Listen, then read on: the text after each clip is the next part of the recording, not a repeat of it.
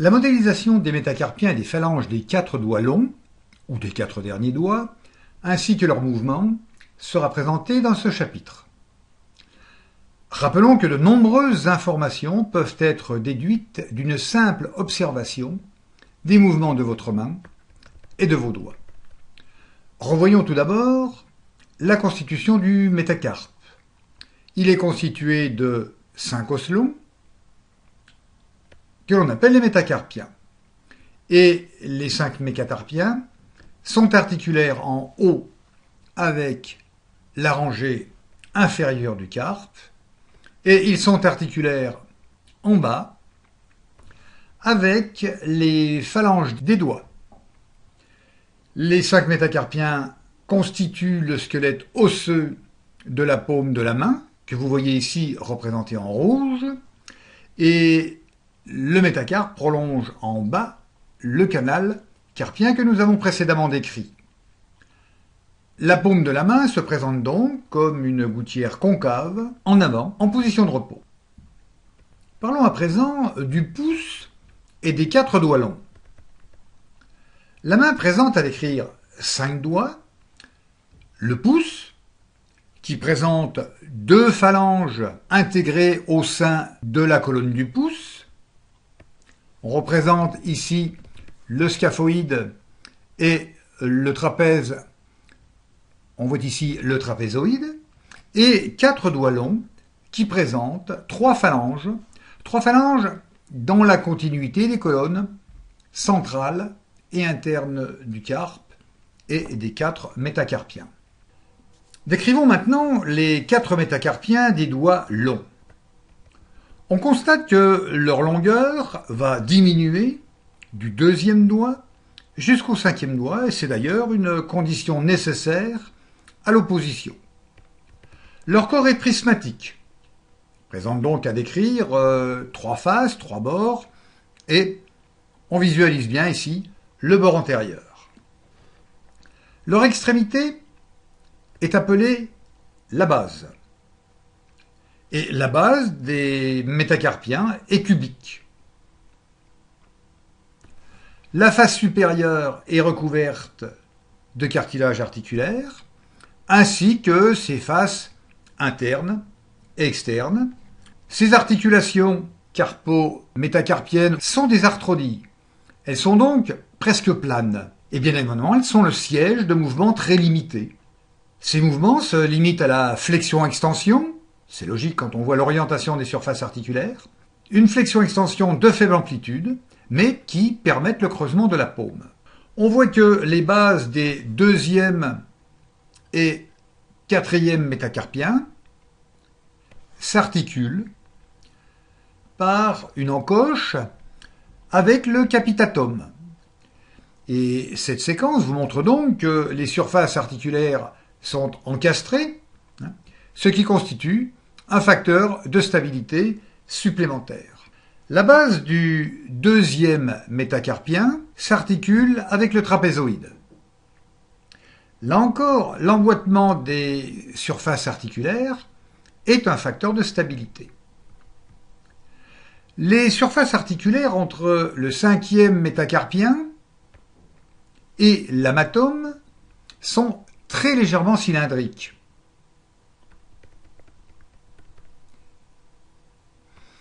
Leur axe n'est pas strictement transversal, de telle sorte que, en flexion, le 5e métacarpien se porte légèrement en dehors, ce qui permet à la paume de se creuser.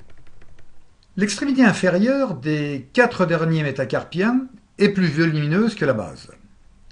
Elle est encore appelée la tête. Les articulations métacarpophalangiennes sont des condyliennes.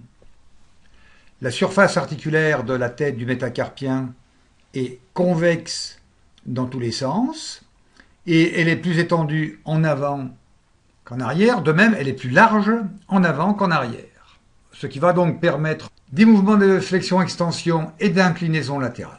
On notera toutefois que les mouvements de rotation axiale limités sont possibles en raison de la laxité des ligaments. La tête présente deux gros tubercules où s'insèrent les ligaments latéraux. Et la forme des têtes varie du deuxième au cinquième métacarpie. Et en particulier, elle présente des dissymétries des surfaces articulaires. Les faces internes et externes sont articulaires avec un métacarpien, sauf le cinquième, qui ne présente qu'une seule surface articulaire externe.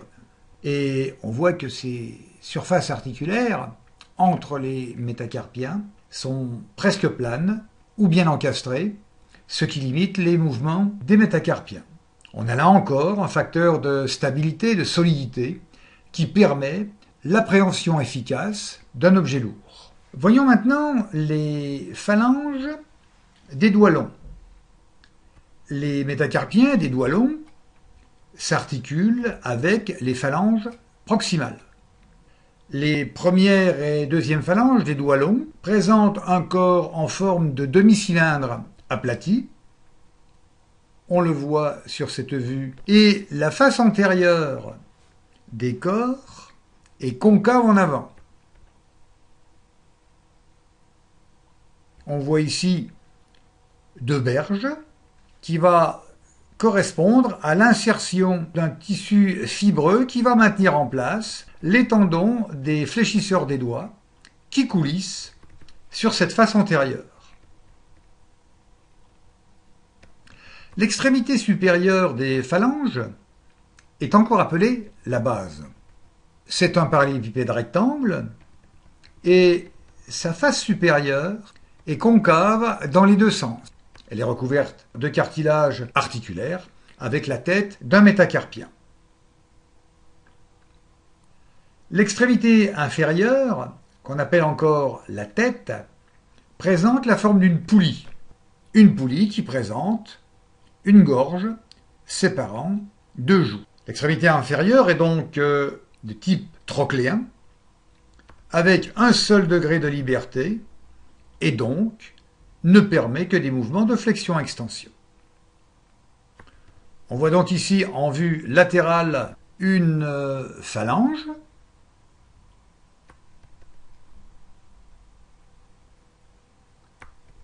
Et cette phalange proximale va donc s'articuler avec une phalange qui présente une face supérieure répondante à la trochlée, c'est-à-dire deux faces concaves séparées par une crête. Cette articulation est donc de type trochléen, avec un seul degré de liberté, qui ne permet que des mouvements de flexion-extension.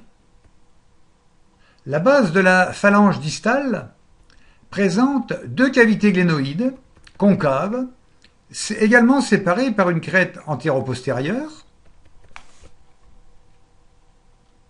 et la crête vient se loger dans la gorge de la poulie. On notera que la tension des ligaments latéraux ne permet aucun mouvement de latéralité en flexion et en extension complète au niveau des articulations interphalangiennes. L'articulation interphalangienne distale est comparable à l'articulation interphalangienne proximale. L'extrémité de la troisième phalange est aplatie et située sous l'ongle. Et l'ongle va jouer des rôles importants que signale Dufour.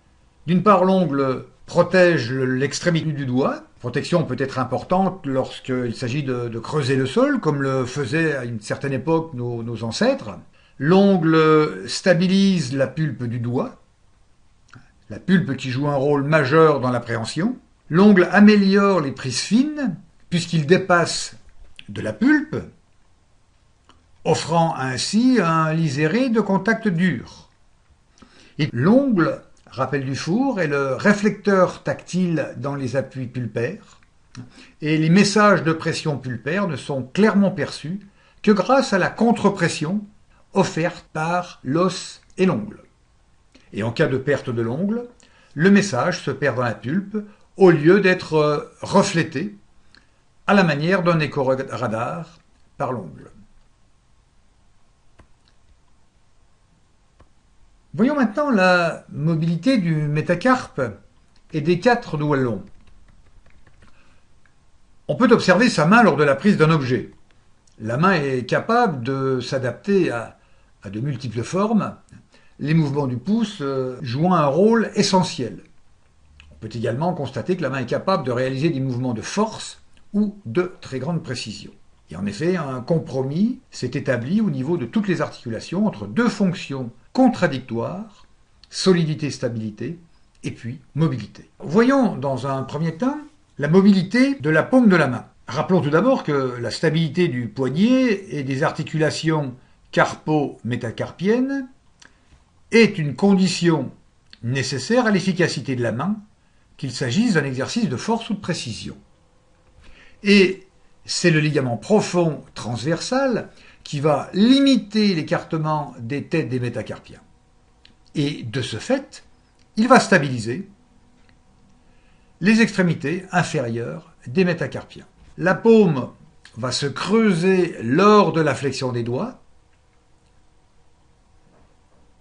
et en particulier des doigts les plus internes, sachant que ce phénomène est plus marqué au niveau du 5e métacarpien. Cette caractéristique est due à l'obliquité de l'axe de flexion du 5e métacarpien et à l'orientation des surfaces articulaires de l'amatome et du 5e métacarpien. On voit ici l'obliquité de l'axe de flexion du 5e métacarpien. On remarque également l'orientation des surfaces articulaires de l'amatome. On comprend donc qu'au cours de la flexion, le 5e métacarpien réalise une flexion associée à une légère supination et une légère abduction. Et l'association de ces trois mouvements permet au 5e doigt une opposition symétrique à celle du premier métacarpien. Cependant, on voit sur l'image que le mouvement d'opposition du 5e doigt est beaucoup moins marqué que celui du pouce. Abordons la mobilité des articulations métacarpo-phalangiennes, mais là encore, regardez votre main et vos doigts qui se fléchissent et qui s'étendent. Lors de la flexion de vos doigts, l'amplitude de la flexion va augmenter du 2e au 5e doigt.